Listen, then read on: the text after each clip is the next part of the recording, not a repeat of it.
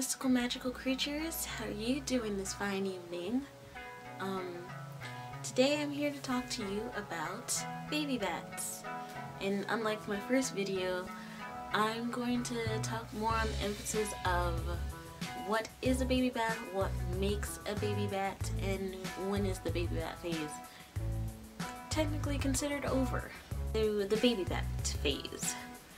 The baby bat phase seems to be confused amongst people. I saw a video of a girl, a new YouTuber, on a couple of days ago, and she was talking about baby bats while being a baby bat herself, and I think she had a lot of good things to say, and a lot of things she said was true and right, but I couldn't help but critique her a little, and it made me wonder and really question if a lot of people think this about baby bats.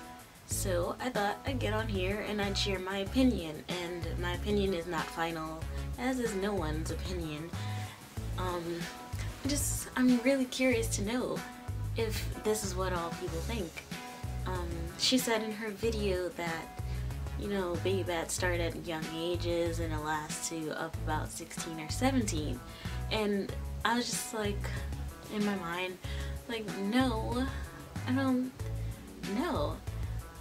And I was like, isn't a baby bat a person that's new to the goth scene, the goth subculture and all that?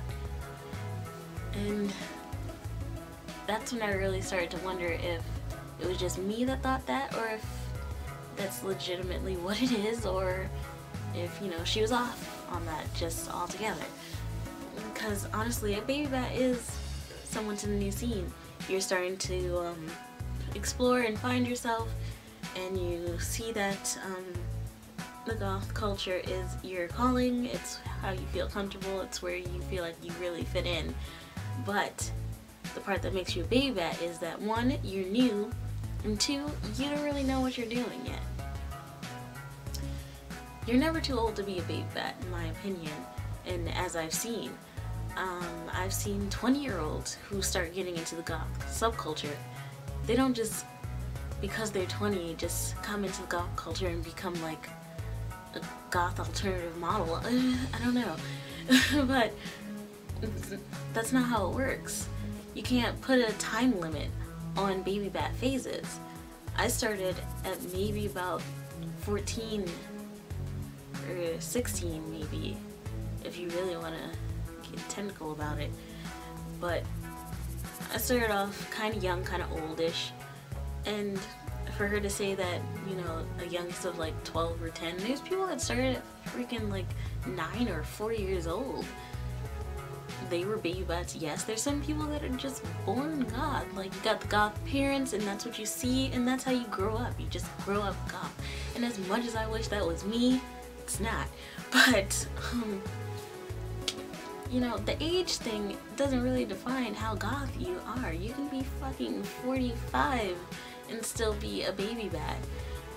Your baby bat phase is when you're not sure how to dress just yet. You don't know what's appropriate for your age, or what you should buy, where to buy. You're not sure of what books to read, or what songs to listen to, what band concert you should be going to, and all that other jazz. I mean, that's what a baby bat is to me, because that's the part that gets you lost when it comes to the goth subculture.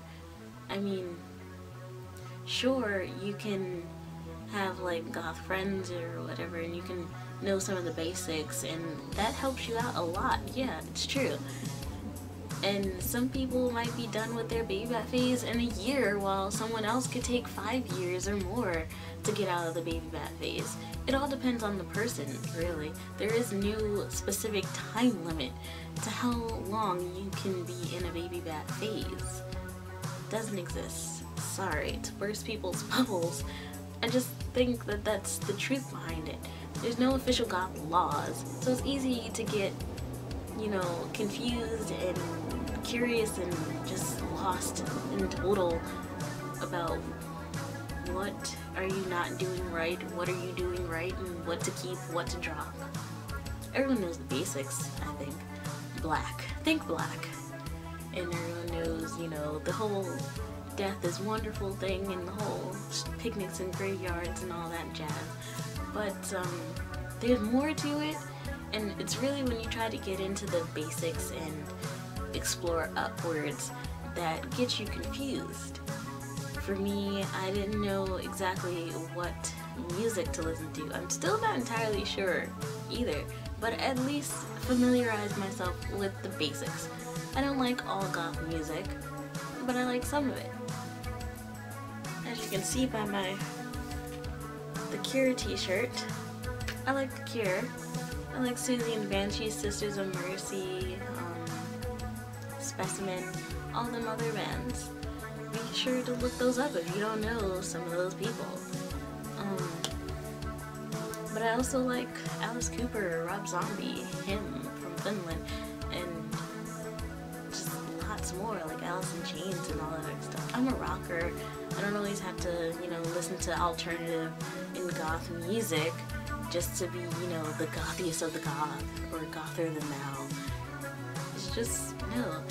So when you explore the Babybat phase, you have to be careful and just not, you know, push yourself or stress on the time limit that you have, because there is no time limit.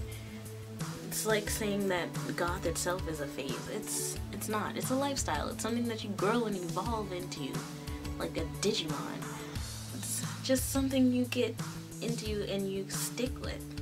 Something that you grow in, like a flower or a tree. I think a tree is better. Tree. Think tree.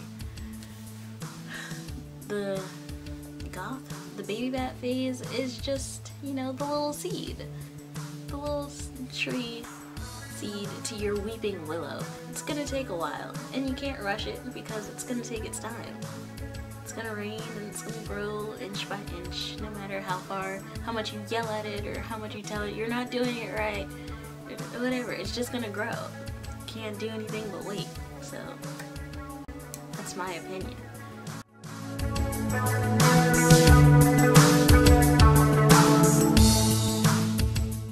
So, on a different matter, we're gonna talk about some other things. And first thing is gonna be something that you've already seen. The Cure t-shirt, which I happen to be quite fond of. It's actually my first goth band t-shirt. It's pretty sad, but I saw it on eBay and it was up for bets, and I had to, you know, get in that because I'm very competitive when it comes to eBay. I see something I want, I have the money for it, I bid, and I bid some more, and then I outbid you by like $1 or $2, or maybe even $5 if I'm really into it, and you lose, and then I win, and then I feel satisfied and complete in life. But yes, this is a Cure t-shirt, as you can see, beautiful Rob on the front, and the Cure logo at the bottom. In the back, well, this was vintage and it was used. Some guy had it, and he ripped off the sides of the sleeves and all that, but the back is pretty cool. I have the lyrics to one of their songs on the back, and I saw it and I fell in love, and I've always wanted something of the Cure to hang up in my room or just to have around, or, you know, just something to add to my collection, really. And I had to have it, so I got it, and I'm satisfied. Yeah, I don't wear them as much as I thought I would, but it's whatever. He's my special little prize, my little treasure, a little nugget that I keep tucked away sometimes. He gets jealous when I wear my other band t-shirts and not him, but we all gotta live with ourselves. Just means he's special.